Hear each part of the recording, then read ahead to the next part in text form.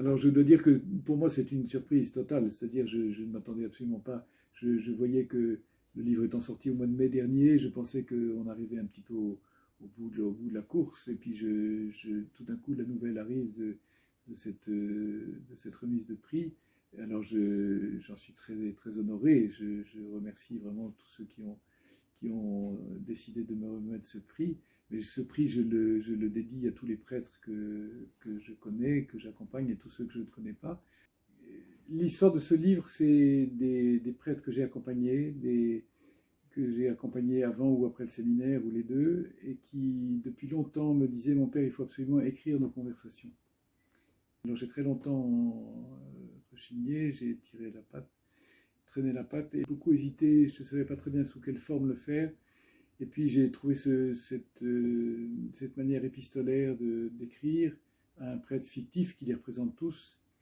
Et c'est un travail d'écriture qui, à vrai dire, m'a fait accoucher des choses que je portais depuis très longtemps, des choses très variées. Ça a ordonné certainement des choses que je portais.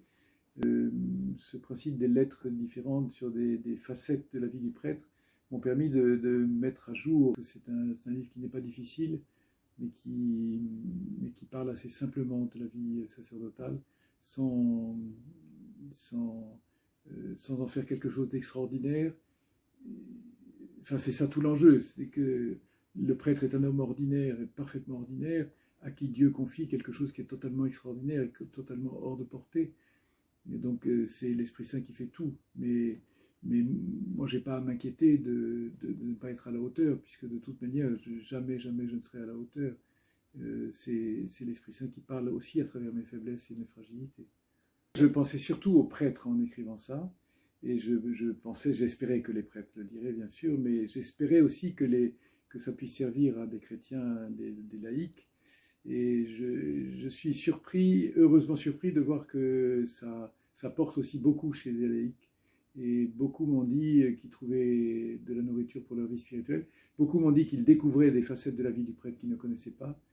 Et puis qu'ils trouvaient aussi de la nourriture pour leur vie spirituelle. Alors, moi, tant mieux. Vraiment, c'est au-delà de ce que j'espérais, à vrai dire.